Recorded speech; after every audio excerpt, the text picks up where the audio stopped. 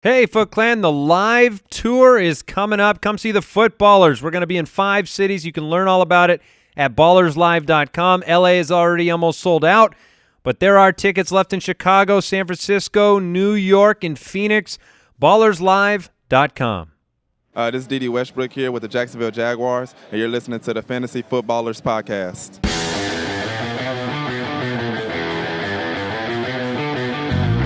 Welcome to the Fantasy Footballers Podcast, coming to you from pristineauction.com studios with your hosts, Andy Holloway, Jason Moore, and Mike Wright. Welcome in. It's great to be back with you. It's Tuesday, May 7th. And this is the Fantasy Footballers Podcast. Mike Wright, Jason Moore, I am Andy Holloway. Excited to talk about some early tight end rankings on the show today. Some rookie questions. It's exciting to just be post-draft. You know, we're in a post-draft world now, guys. You want to know what's exciting? Uh-huh. There are 142 people in a very exclusive club. Okay. Only 142. 142 people. Got it. I happen to be one of those 142. Okay. Those are the people that head coach Jeff Fisher follows on Twitter. Well, we're going there, are we? Jeff Fisher can't get enough of those FF Hitman hot takes. Yeah, I would say you hit on 7 to 9 tweets a month or so. Yes, Mike was very, very excited. Not only, see, Mike, you didn't even play it cool. No. Because as soon as he followed you, for whatever reason, you then tweeted to everyone else that he followed you. Yes. Why would you not do that? I think if you had played it a little more cool, he would be on the show today. Jason, if Jeff Fisher followed you, are you just going to keep the mum, or are you going to broadcast it to the world? Well, I'm going to broadcast it, Yes. of course, but I'd probably paint it on my chest, take a picture of myself, put it out there. Not just a simple screenshot. That was... Well, you became Jeff Fisher for Halloween last year, and yeah, and yet he follows Mike. Yeah, so you're putting me on blast. Jason jumped into Jeff Fisher's thread with a photo of him as Jeff Fisher trying to bait that follow. Jeff, where's my follow? I dressed up as you. I just am surprised. Like, I would have played it, maybe slide into the DMs and be like, hey, we are efforting. He's your peer, getting right? him on the Yes. show. Once you follow him, he follows you. I slid into those DMs the best I could, I needed this was a blitzkrieg of trying to get Jeff Fisher on this show. You want to know why he hasn't answered you yet? Why is that? Because he was in he drove about 60 miles into a small cell phone window, trolled people on Twitter, and drove back out to fly fish in Montana. That's exactly what happened. You're probably right. He couldn't care. That just he means does not care at all. Means once he's got cell service again, he's in. He'll be on the show. He's in, everybody. Okay. Well, today we do have early tight end rankings. Follow us on Twitter at the FF Ballers. The website is thefantasyfootballers.com. The community is jointhefoot.com. And as always, thanks to everybody subscribing, reviewing on the various platforms, wherever you're listening, YouTube. Make sure you subscribe, click the bell, be alerted to random live streams. We did one last week. And we did that because we were talking about the live tour. So we do a live podcast tour. We're coming to L.A., San Francisco, New York, Chicago, and Phoenix this year. And we'd love to see you there. Yes. At the last count, we just announced it last week. L.A. is tickets pretty much gone. But there are last we heard there was 5 left. That's true. So, I believe we heard less than 5. So there are 4 left. There are between 1 and 4 tickets remaining. What is that, less than 5? I don't know why that's because the update we got. It's a very difficult thing to get the exact number of a number that is less than 5. Somewhere in that 1 to 4 range. So LA maybe filled up. Again, shout out to everybody who picked up all the VIP tickets. They're all sold out. All the proceeds from those tickets go to St. Jude Children's Hospital. And there are tickets available in San Francisco, New York, Chicago. Chicago is close to a lot of places. You could Green Bay and Madison and Milwaukee and parts of Indiana, Michigan, Grand Rapids. I think that's Brooks. Isn't that close to Chicago? Yeah. You can drive. My point is, You can drive, yes. If you're in or around Chicago, Jason, what Oh. states are right near Chicago? What states are right near Chicago? Yes. What state is Chicago in? Oh, step one. Illinois. All right, okay. All right. We got one. What And else? What's it's next in to another state? Oh, no. Chicago, Montana. But yeah, Indiana's close. I think that's true. Indianapolis. Hey, you can make it. You can get there. That's what I'm saying. We'd love to see you. It's going to be a lot of fun. It's a live taping of the show, and it goes live during the most exciting time of the year, fantasy football draft season, live questions, all that stuff, ballerslive.com. Here's your quick question of the day, guys, and I hope to get into some mailbag at the end, answer Foot Clan listener questions as well. Here's your quick question.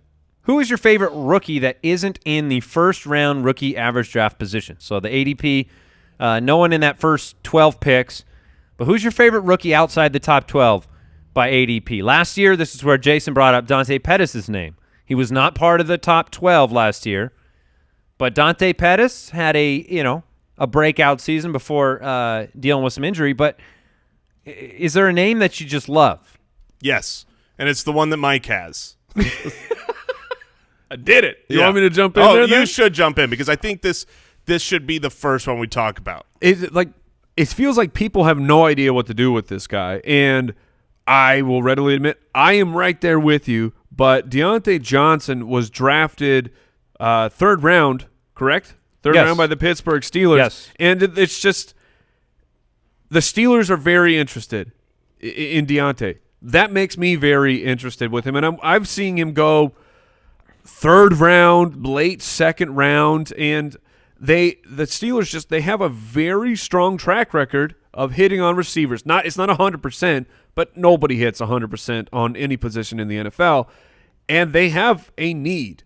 Like Dante Moncrief could be eventually replaced in a year or so by Deontay, and if he is a part of that, part of the starters with him and Juju, if he does earn that spot, and you drafted him at the back of the second or the third, my goodness. It's really what you're drafting here is more than just Deontay. It's the Steelers organization. Because it's not just the scouting, right? It's not just teams don't have a good track record of developing the same position over and over because only they're just so good at scouting. It's a combination of the scouting mixed with they got the people and the coaches and the team in place to help groom them and bring them along, and they've proven that. So I like – Can I ask a question? Yes. Because the endorsement that you're giving to the Steelers, right? You lose Antonio Brown, all those targets. And Deontay Johnson's interesting. He's 5'11". He's 180. He's basically a physical clone of Antonio Brown. Great open field runner, not a burner.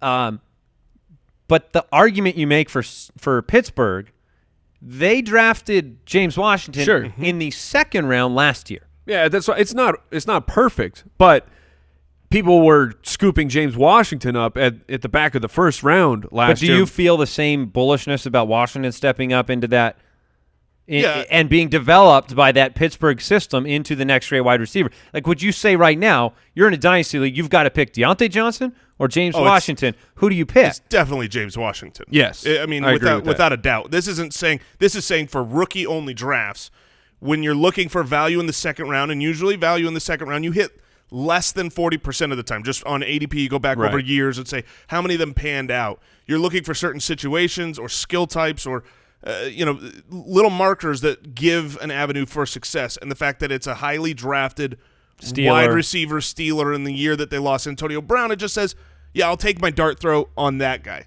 The name I was going to bring up, and I know I'm much higher than you two. You are. I'm not off of him. You just are very bullish. Yeah, he's my seventh player overall in rookie drafts is Damian Harris, which is the rookie running back drafted by the New England Patriots. And the way that I see it is this. I believe if Rex Burkhead was healthy last year, he would have had a pretty valuable role for fantasy football. He would be used around the goal line. He's used through the air. And I believe that they are replacing Rex Burkhead with Damian Harris, a player who is very overshadowed because he was on the same team with Josh Jacobs, who is, was the only first-rounder pick this year, was clearly the better talent, but I think he's well-rounded. I think he's solid. He breaks tackles. He's got good balance. He can catch the ball. And you put him in that New England team, if they get rid of Rex Burkhead, I think there's an opportunity there for fantasy relevance, and that's just that. And that's speaking this year, which usually in the second round of dynasty rookie picks, you're kind of looking more for a longer term, a future play. Like Dante Pettis last year was more about the future. I think it's interesting. I think we know a few things about the New England backfield. One, that it can be a little bit murky and difficult to ascertain who's playing. The second thing is that Sony Michel's not going to catch any passes. And so you have James White involved heavily. You've got Sony Michel, who they rode to a very successful postseason, as successful as they get. I was going to say a Super Bowl is pretty successful. But I think it does come down to, Burkhead, like you said. We all like Damian Harris on film. And James White is also about to hit that point where New England is not going to be interested in him. From a financial standpoint? He's 27. They just saying that pass catchers like that though can last a long while. They can, but the Patriots don't like to pay people. Well, sure, and that's why I was asking. Like, when is his contract kind of? He's under contract for 2 more years, and it's not that he's crazy expensive. They just I don't know. James White feels like one of those guys that after this season, the Patriots might just say, "Well, we got Sony and we got Damian. We're good without you." Well, I'll complete the triple D names here. That's we got right. Deontay, Damian, and I'll go with Darrell Henderson. We've talked about him a little bit on the show. Rookie running back, traded up for by the Los Angeles Rams. I think he will be an impactful running back 3 in year 1 for fantasy football owners. So you're not talking about somebody that, you're not going to project Todd Gurley to be injured and out the entire season, but he is an explosive player. He is capable in the passing game. He is capable of taking pressure off of Todd Gurley and giving you what I think will equate to a pretty good yard per carry behind that offensive line. So I think you're looking at a rookie season that can be pretty strong for Darrell Henderson. Some pop games, probably north of 700 yards rushing. Wow. I think he's a very capable runner, and I think that we just don't know how light the load will be on Todd Gurley, what they will do with him. Everybody, we've beat it into the ground, the unknowns, right? Where do you draft? What did you just bring up about Todd Gurley for the high stakes? Yeah, the FFPC. So there's you're talking really high stakes fantasy drafts, and now it's very high stakes and it's early on in the process, but people are already getting their drafts going. And I think it was Evan Silva had pointed this out. Todd Gurley went at 210, the back of the second round. So that's how concerned high-stakes players are right now with Todd Gurley. Yeah, you don't. I don't think any of them want to bomb their first selection, right? Or apparently their second selection. It's interesting. So I think the range of outcomes for Gurley is. I mean, he was incredible. You just look at last year, even in a year when he was hurt, still 17 touchdowns on the ground, a monster. So you probably will feel the cloud above Todd Gurley for a lot of this offseason. But there's a lot of good underneath it if he's healthy. So stay healthy, my friend. Stay healthy for Jason's dynasty team. We're not going to get into any specific news, notes, nothing huge today. Do want to remind you to check out the Sleeper app for the latest breaking news. Also a great platform for dynasty leagues, for redraft leagues, modern design, infinite customizations. Check it out. All free. Otherwise, let's look. It's super ridiculous. But it's low-key interesting to me that the Bucs brought in Kerwin Williams, that Bruce Arians is getting the old gang back together. Yeah, Carson Palmer is coming out of retirement. just saying. He brought in Andre Ellington. He's brought in Kerwin Williams. Bruce Arians likes you think players J.J. he's Nelson familiar with. Is crying in Oakland right now? He could be. Didn't they sign him before they signed Tyrell Williams? Off the top of my head, I looked at that Oakland depth chart this morning, and I just threw my hands up because it was like 100 wide receivers. Yeah, Antonio Brown, Tyrell Williams, Hunter Renfrow. Yep. It just goes on and on. All right, early tight ends. Let's do it. Tight ends.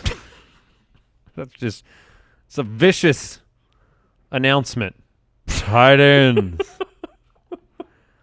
Travis Kelce is our number one tight end. Yes, nothing to see here. Move along. The gap is big for me. The gap is pretty big. Travis Kelce is number one on all three of our initial early tight end rankings. And by our, you mean everyone's. Well, yeah. Consistency rank last season, number one. Finished as the number one tight end, 103 receptions, over 1,300 yards. I think he briefly broke the record for for tight end an reception. hour or so. Yeah, He receiving broke yards. the record for shortest record holder in the NFL. 10 touchdowns, 150 targets last year. And as of right now, with all the Tyreek Hill unknown, I mean, just so much more cemented, solidified as Patrick Mahomes' number one target. Distributing targets beyond Travis Kelce is difficult right now. Yes, it you is. sit down and you're looking at Damian Williams and you're looking at Sammy Watkins and Mecole Hardman, Demarcus Robinson, and this is why Travis Kelce's where he is. And close to the record for targets at the tight end position that Zach Ertz had, which was 156. Kelce had 150. He's been a top two tight end in each of the last three seasons, guys. I mean, what can you tell listeners about Kelce they don't already know? It's just about the draft stock. Where are you willing to take him? He was a top 10 wide receiver. Like if you put him in the wide receiver category, he was very helpful for your team. Now it's a onesie position. We don't like taking those guys early in the draft because it's easier to replace them since you only need the one. But Travis Kelce, Andy, you said you have a wide gap between him and your number two, who we won't reveal yet because that would be a massive spoiler. Well, So are you willing to pay up the price, which come draft time is going to be a high-end second-round pick for Travis Kelce? Yes, I think so. I think I'm willing to pay that price for Travis Kelce. I do think he's in his own tier. Now, you guys might answer that differently. You might put Zach he's Ertz in there. S-class for me. S-class? Yes. If you buy that goes by video game rankings, by the way, if Gotcha. you're not familiar. I still don't know whether that means he's in his own tier or not. S-class is above A. Okay. By himself. Yes. All right. I would put him by himself as well. I would be willing to take him in the second round because barring injury, which can happen to any player at any position, he is a locked and loaded stud that will give you a positional advantage. The reason that I've got him there over Ertz, who I love Ertz, but if you look at the jump of targets that Ertz had this past season, going from being around 105 targets the last several years, which was great, he jumps up to the record-breaking 156. Well, Travis Kelce, over the last few years, 117 targets. Then he jumps up to 122 targets, then 150. This is where he's going to be living. I'm much more confident, especially you look at – You confident in those touchdowns? Because that was the big jump for Kelce. That was the big jump, but it wasn't – He's always struggled with that aspect of the game. He's never been a Gronk. Yeah, Right. I mean, he had 8 touchdowns the season prior, and I think that I trust Patrick Mahomes to throw touchdowns. So I am 100% confident that Travis Kelce, if he plays 16 games, he's certainly not going to catch fewer than 8 touchdowns. That's his baseline to me. And his ceiling, I mean, if he ends up as, a His ceiling 14, is 15 15 touchdowns, touchdown yeah. guy, I've probably got him projected. I don't have my projection right in front of me. I've probably got him projected for 10. Let's use it to let's continue the conversation into Zach Ertz, who we have at number 2. One of the reasons that, Ertz's target totals went so astronomically high is you had really no one else. There was a bit of the same story between Ertz and what happened with Kittle last year in San Francisco. We know there's two sides to this to me. One is that Ertz and Carson Wentz, they are thick as thieves. Right. And if you look at the first half of the season when Wentz was available, the target count for Ertz was even more astronomical when averaged out over the season. That being said, you didn't have a healthy Alshon Jeffrey. You didn't have Deshaun Jackson. You didn't have Arcega-Whiteside. It was Mike Wallace. I mean, Mike Wallace was brought in to be a huge part of this offense, and he went down, 2 games into the season. Huge difference. And they didn't really have weapons even out of the backfield in the passing game to start the year. So I think that by nature of just the career arc of Zach Ertz, it's unreasonable to expect anything close to 156 targets this year unless Jackson and Whiteside and Aguilar and these guys go down. So I think that's why there's the tier gap, in other words. Yeah, sure. I would agree with the tier gap, but the real tier gap is either right here or after the third tight end, and that's why you talk about the onesie position, how it's easily replaceable when you only need one player to start every single week. Usually you can grab guys off of waivers, but unlike the quarterback position where it is easy to replace because you have literally 25 guys who are great, 40 different players that are going to score as a top 12 quarterback on the season, on a weekly basis through the season. You don't have that at tight end. The tight end, you've got those top guys, and then you've got utter trash. So I'm willing to take a risk on Kelce, or as far as high cost on Kelce, on Ertz, and on Kittle. The last thing I want to point out about You got it. We got it. About Ertz is, yes, the target count had a huge jump, had a count of plus 40, plus 44, I think, to be exact.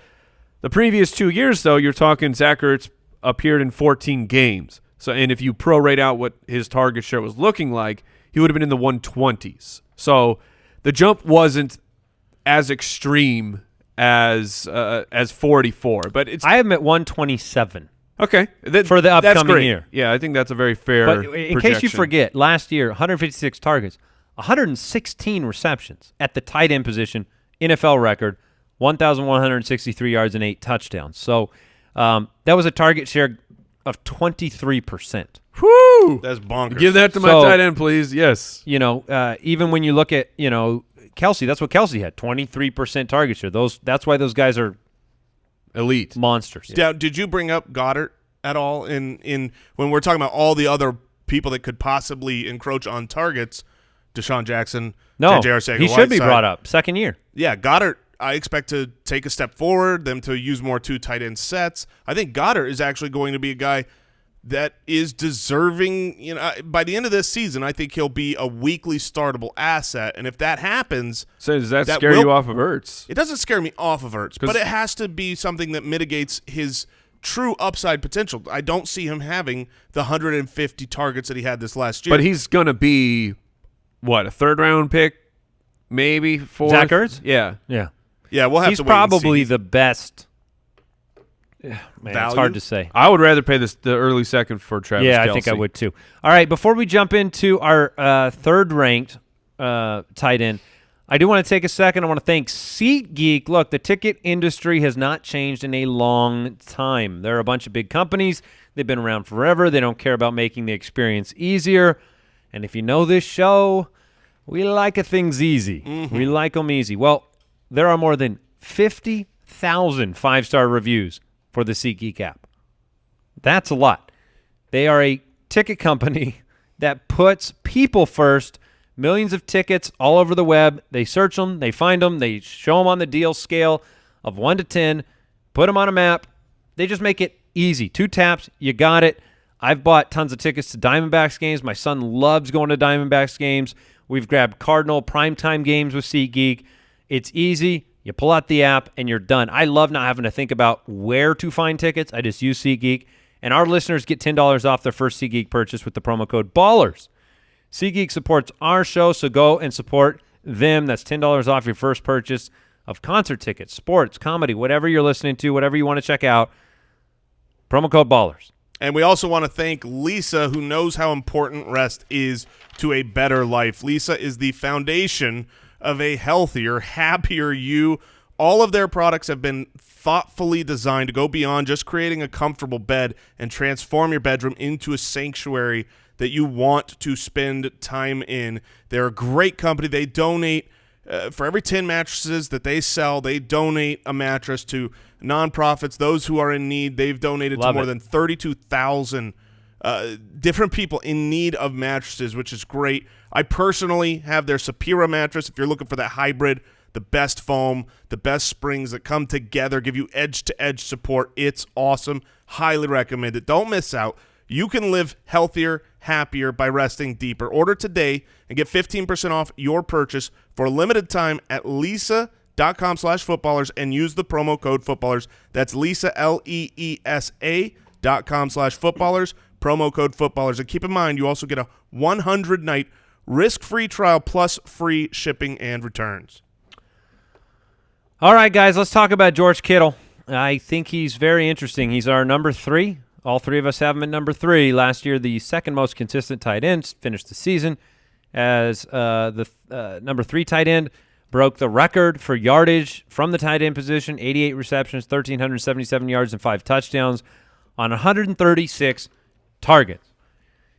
Last year, during the offseason, we sat around this table, and we talked about Evan Engram.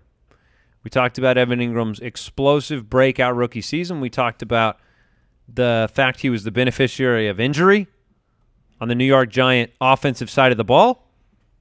Big explosive plays, but we looked at his numbers and we looked at the stats and we said, I don't know if he can do that again.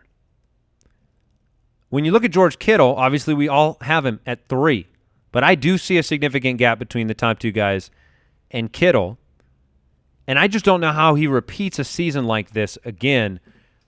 You have the variables of different quarterbacks last season. You had the injuries throughout the entire offense. Pettis, Goodwin, Garcon, McKinnon. All of them. All of them. So Kittle was – now, that being said, I brought this up around the office this morning because we're kind of talking about Kittle, and I want to get your guys' thoughts on it. But Brooks brought up this video of when I said go spend a Kittle on him. I spent my 44 fab on Kittle, and it was on the basis of one game with Jimmy G.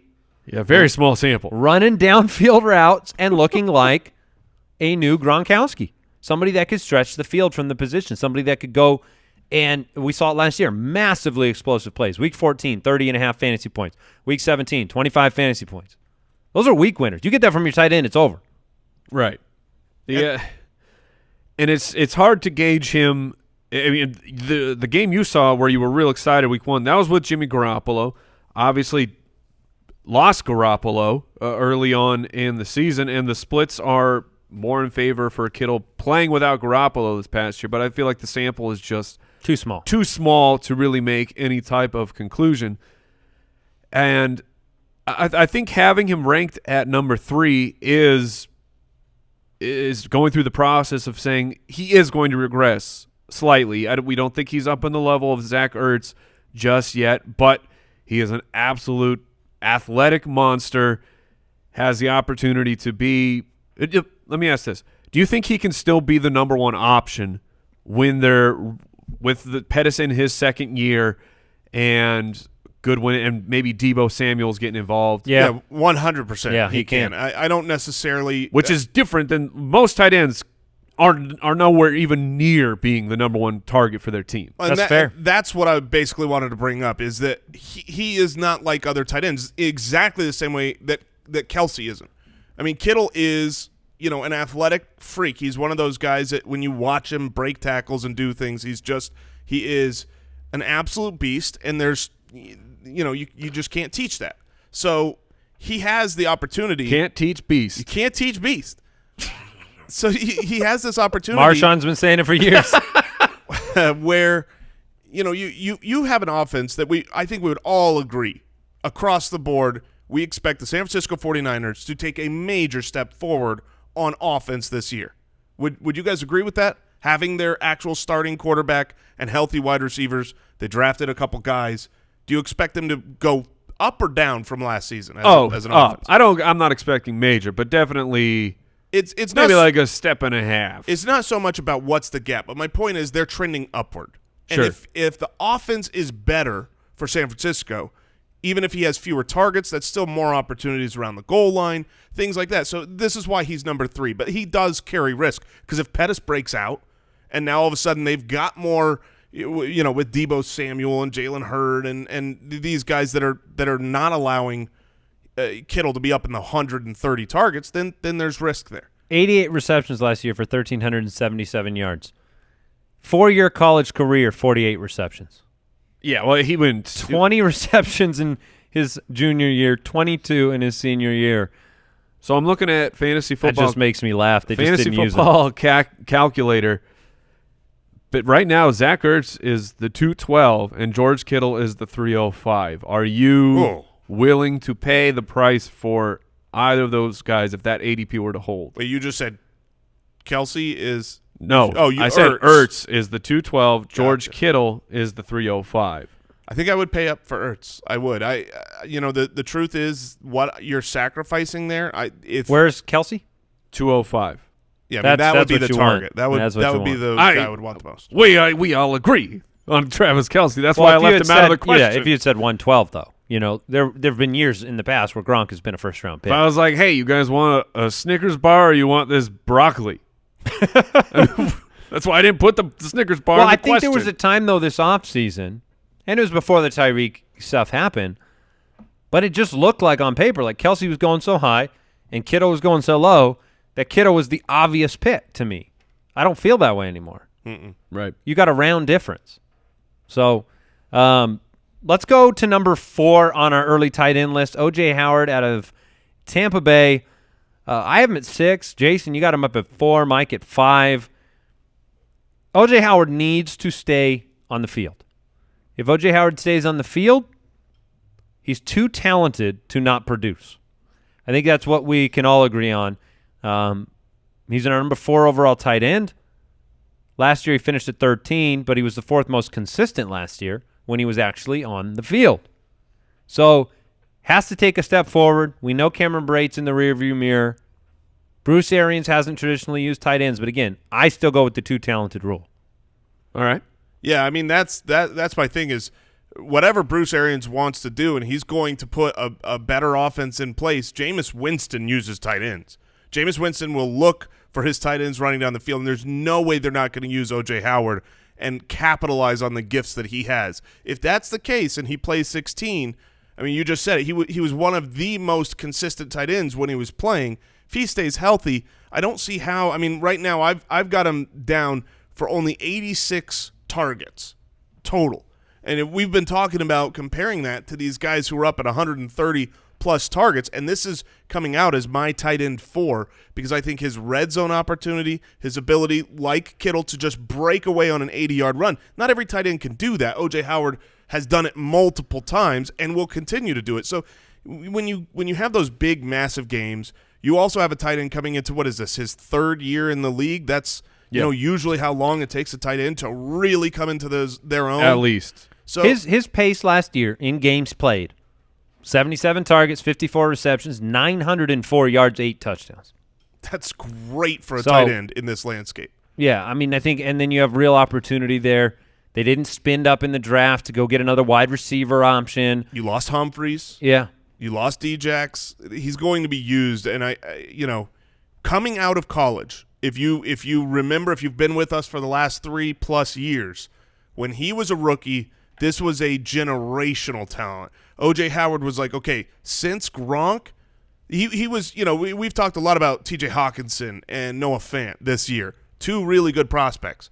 Neither one are close, in my opinion, and I think I don't think either one are fighting words. No. I'm saying in the I don't even think this is controversial. I think if you look at what the normal scouting takes were at the collegiate level, from then till now, O.J. Howard was well above any tight end that's come out since then. Evan Engram at number 5. Mike, you got him at 4. I got him at 5. Jason at 7. Last season, regression, 45 for 577 and 3. Also, injury. He missed 6 games during the season after the breakout rookie campaign in which he had finished number 5 at the position. Evan Engram, in my opinion, is potentially one of the sneakiest, best values in the draft. Do you know where he's going right now, Mike? Do you know? Don't tell me. It's not. 505. Is he really? He is.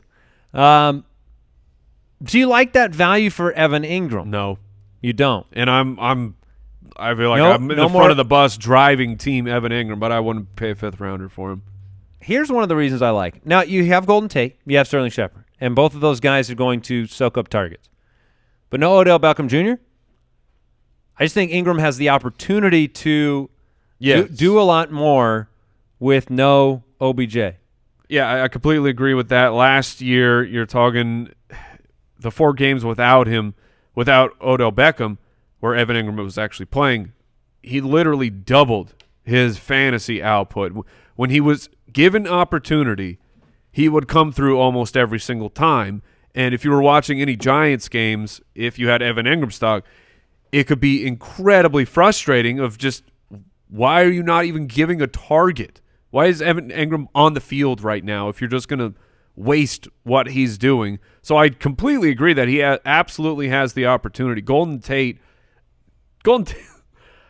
despite what Dave will say in his plan, Golden Tate is not a replacement for Odell Beckham Jr. It's a completely different player, completely different playing style. Golden Tate is not going to stretch the field entering his, 15th season? Golden Tate's been around for a while, so Evan Engram absolutely has the opportunity, but it's not like George Kittle where I feel decently confident that George Kittle can be the number one target on his team. Evan Engram can be that. He could become the focal point of the offense. He is absolutely on a Jordan Reed player spectrum where you could run the offense through Engram. They did 2 years ago.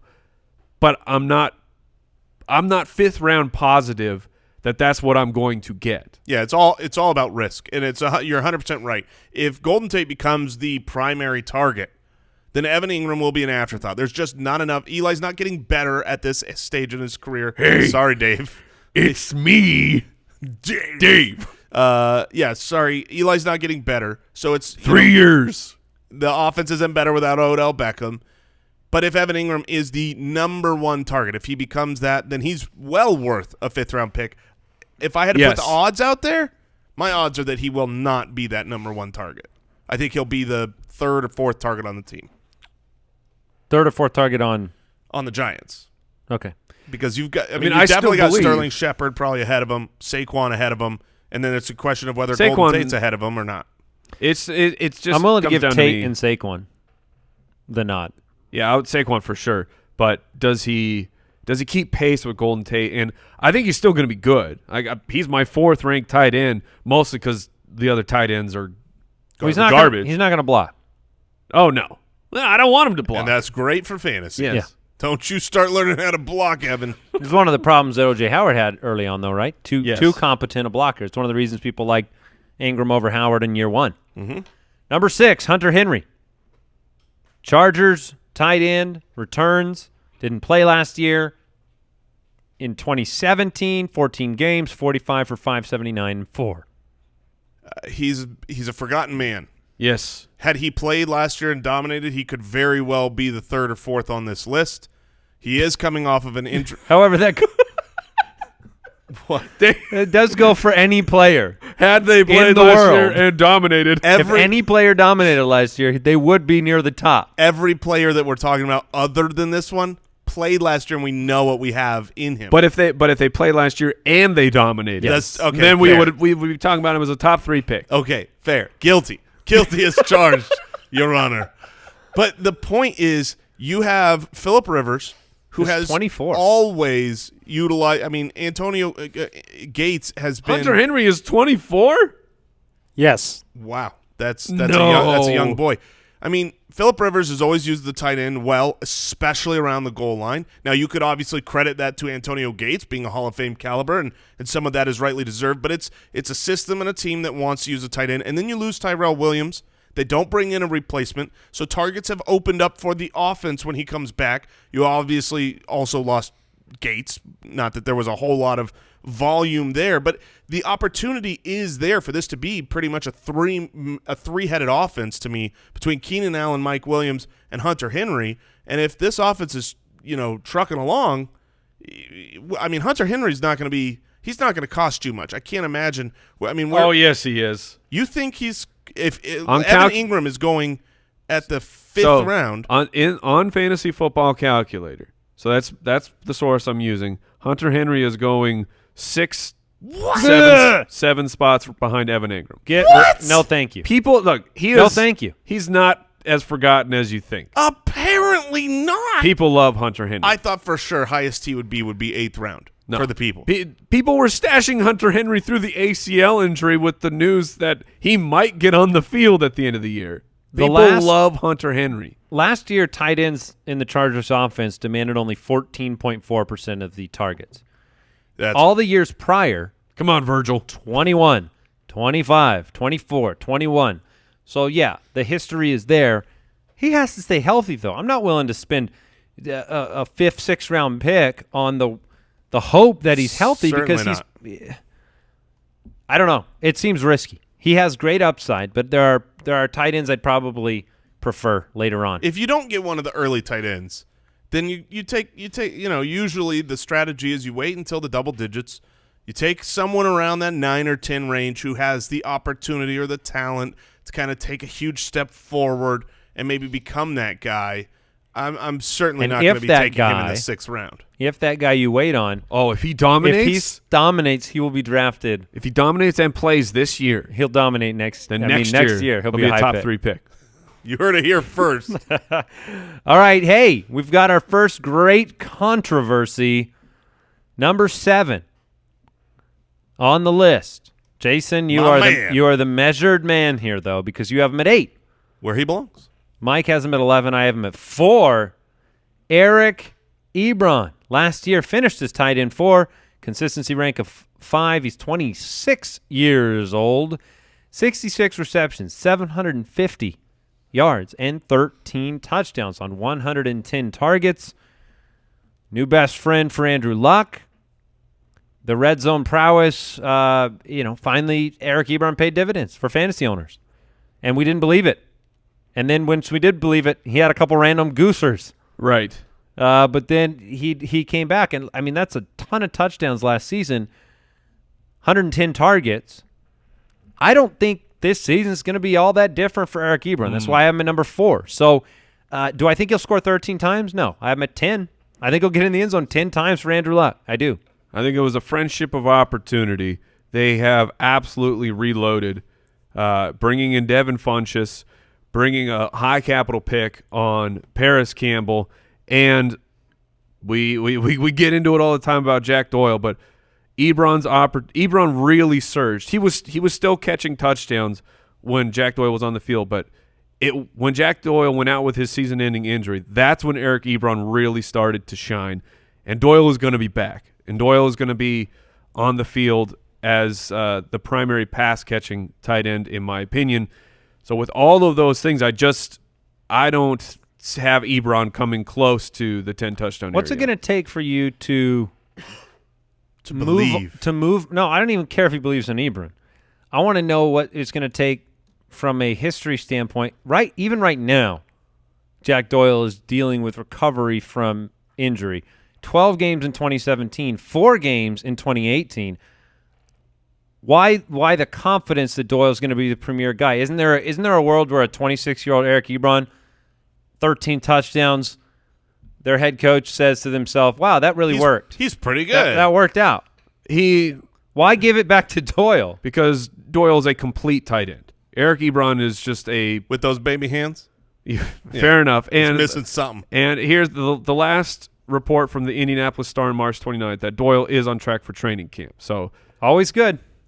Just saying that a report in March that you're going to be at training camp, I would anticipate him being there for here's the reason, beginning of the season. So I've got him at 8, top 10 tight end, not quite as high as you, Andy, but the argument for Ebron is simply this.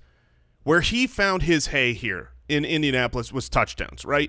They're able to scheme, and that's the absolute most consistent statistic in fantasy football. No, I get that. There's huge regression there, but it's not a coincidence that Frank Reich comes to the Colts and is scheming the tight end around the end zone, very similar to the systems that he's used in the past. That was why we liked Doyle and Ebron going into last season. Those were the arguments. If you look at the games where he played with Doyle versus without Doyle, he was actually far more valuable in the games with those 5 games where Doyle was registered as playing. He had big games with Doyle on the field. And why? Because the offense he's not target dependent. The offense is moving. He's not a target hog. He's touchdown dependent. This guy's not going to be leading his team as the number 1 target. So there is risk there. You're on a lot of those touchdown or bust weeks. But I think if the offense is moving with Paris Campbell, who's not an over the top take it to the house type. Well, he could take it to the house, but he's he's going to be taking more of the screen games. Well, Hilton doesn't score more than 6 touchdowns a year. That's his entire MO for his entire his contract. Career. It's required. No, I mean, look, if this entire narrative had a different quarterback on the other end of it, we wouldn't be having this conversation. And again, in a PPR league, 60 catches is not going to get you what Ertz and those other guys get you. Doyle could catch more passes than Ebron does. I still think Ebron ends up ahead of him in fantasy due to the red zone prowess. Yeah, it would be touchdowns because I agree. Doyle will catch more passes than him. I do. Ebron will likely outscore him by touchdowns, but will the gap be 3 touchdowns or will it be 5? Sure. All right, David Njoku. He's our next big differentiator. Mike has him at 8.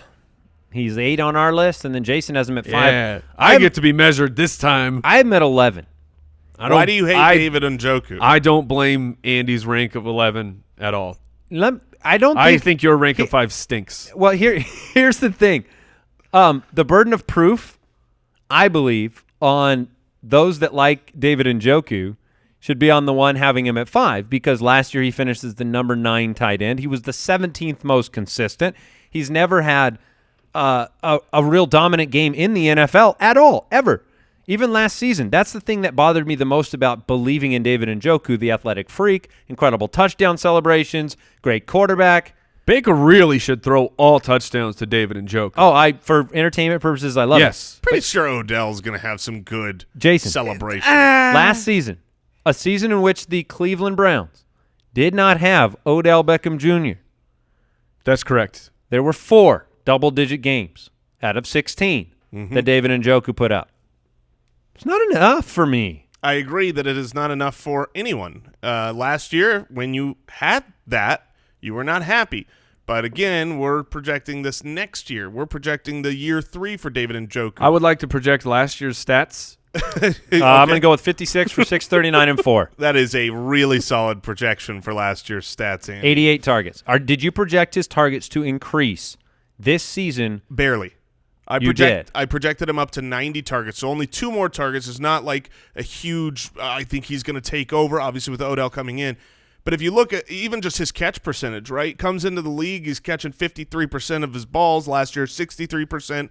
Usually a tight end that's used the way that Njoku is used with a really hyper-accurate quarterback like Baker Mayfield, he should be catching 68, 69% of those targets. So where do you have Baker? I have Baker surprisingly high. I have not surprisingly. I'm asking the question accordingly high because I'm asking the question because if you have targets, Beckham, Jarvis, they'll receive more targets than Njoku, correct? 100%. I've got them both significantly more, 151 and 115 targets. You're laughing. I'm laughing because when I look at my ranking of Baker, it doesn't stand yet. I have only finished. Yeah, you're not done with. I've only finished statting about a quarter of the league. So where is he right now in my rankings? He's number 2. So that's really high. But I have not ranked. He's ranked a third of the league. Right. But I do have him ahead of Jameis Winston, Kyler Murray, Matt Ryan. I have him more. I think he's going to end up in my rankings between 10 and 12.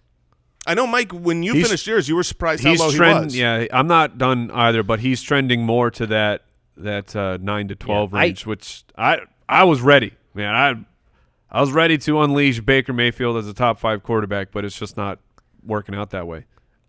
If you're wrong, why are you wrong?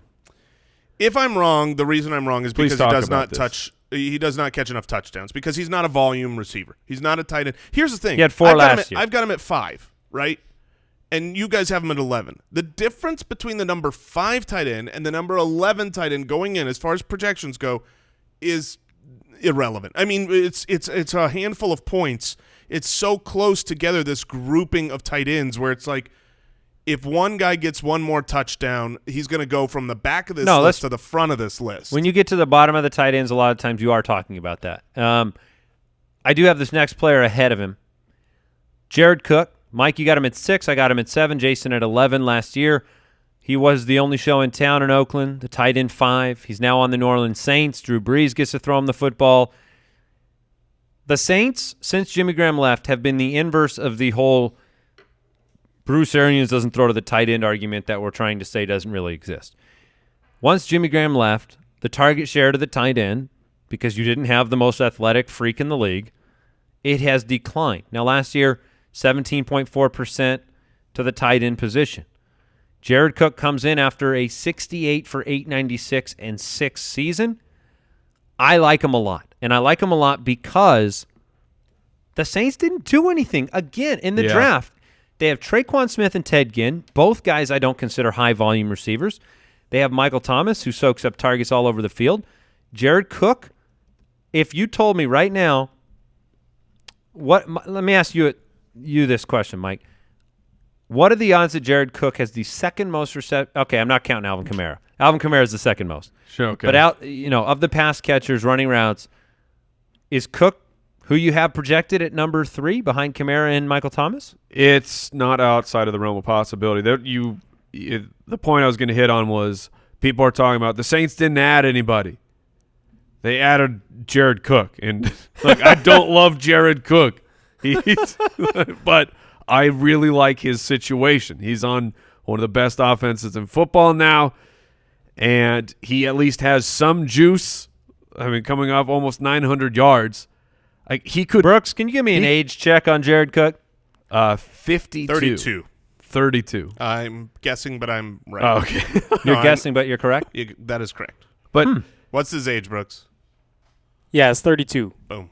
it would not be shocking to see a near identical stat line at the end of the season of nearly 70 receptions, 900 yards, and 6 touchdowns. That would not surprise me at all. Yeah, I would still be surprised if he gets up near 900 yards, but it's not outside the realm of possibility. I think we've been really excited in the past.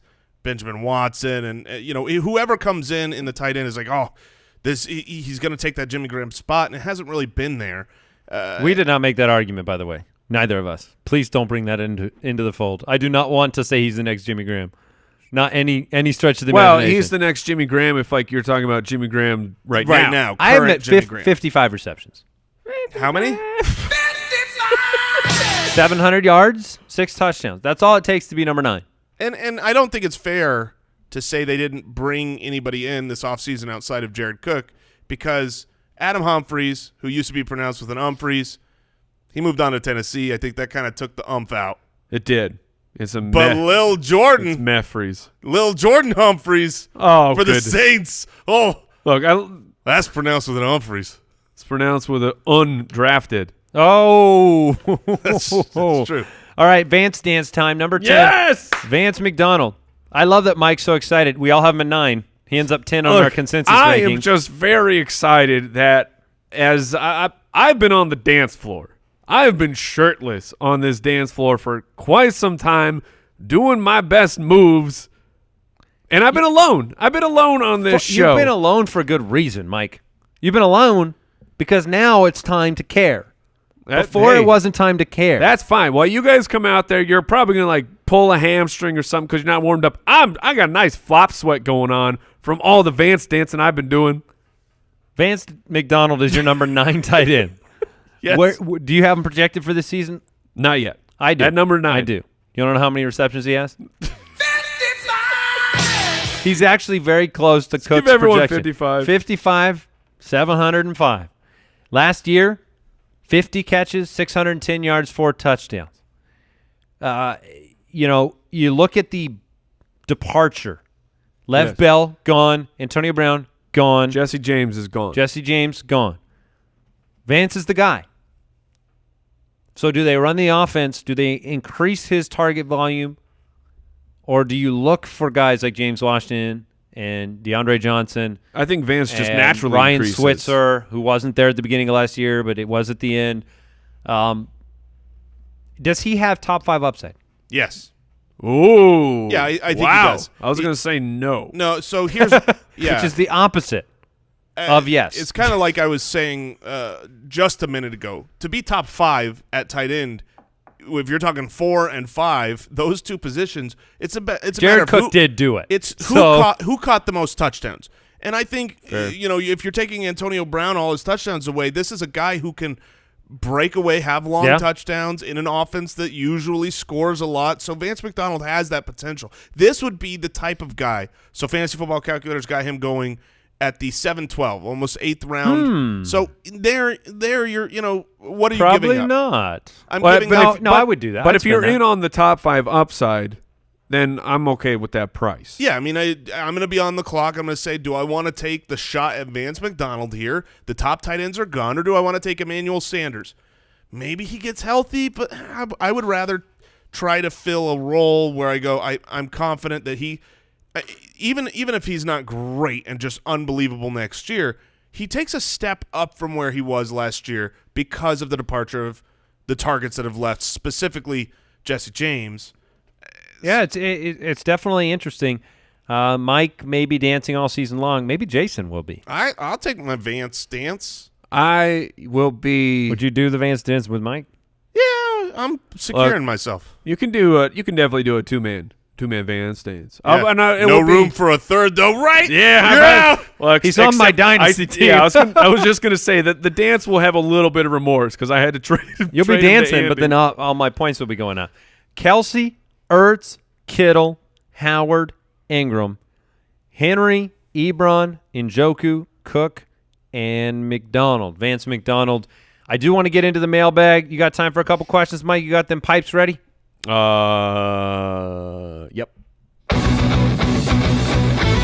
Mailbag. Very nice.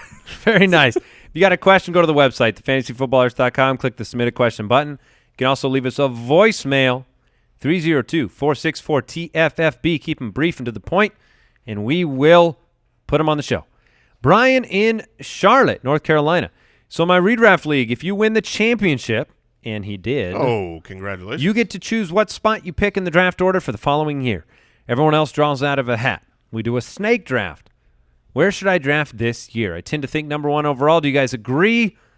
What do you think? Standard league, 10-man, snake standard. draft. Standard Okay. league. So generally speaking, the draft spot I like is the furthest I can get in the first round while still getting what I consider to be an elite running back. Now, maybe it's not the absolute top tier like Saquon or Zeke, but Barkley, Elliott, Kamara, McCaffrey, Gordon, I'm very, very comfortable having those guys as the first player off the board to be the foundation of my team. I mean, Todd Gurley is probably there for me, which would be 6. In a 10-team league, do you change your thoughts at all with maybe not wanting to drop as far down because you turn around quicker? No way, man. I want to be close to that turn. Give me some of that Zeus, that Travis Kelce as my second pick. Some of that sweet Zeus.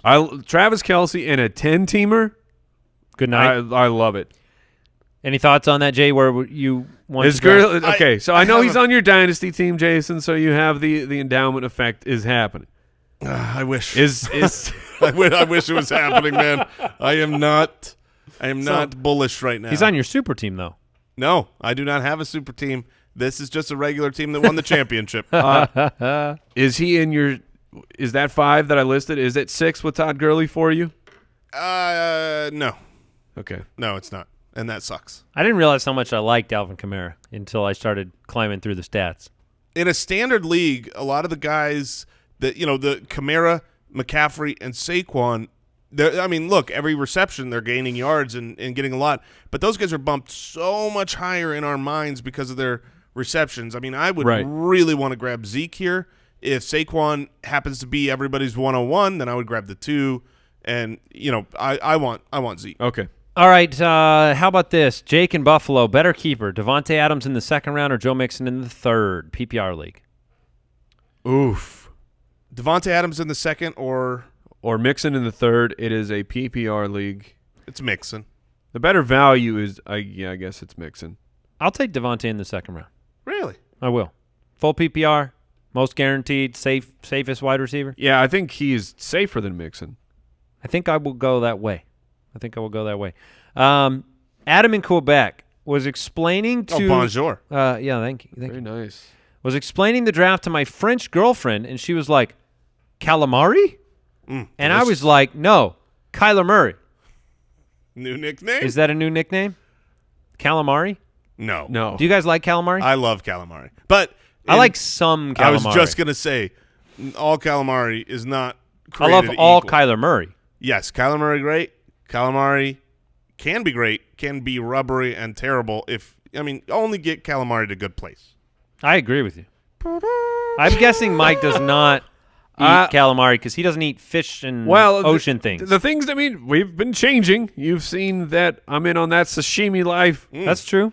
So it's possible that I need to reevaluate my calamari takes. Previously, they were very anti. What about your Kyler Murray takes? I'm very pro Kyler Murray. Your stats bearing out that way? Yes. Well, Brad Evans just tweeted out the prop bets on Kyler Murray on the over. Oh, the over-under? Oh, my goodness. The yards? Yeah, let me What was try the over-under yardage? I saw I'm something. going to try and You're pull not it going to up. say 4. No, 4 yards? No, I would take the 4,000. over. I'm saying you're not going to say 4,000 yards. I think it was like 3,100 yards, and I would take the over. See, that makes so much more sense with my rankings compared to your guys'. I believe Kyler's going to be in. Look, it's hard. Okay, Baker went out and Here it goes.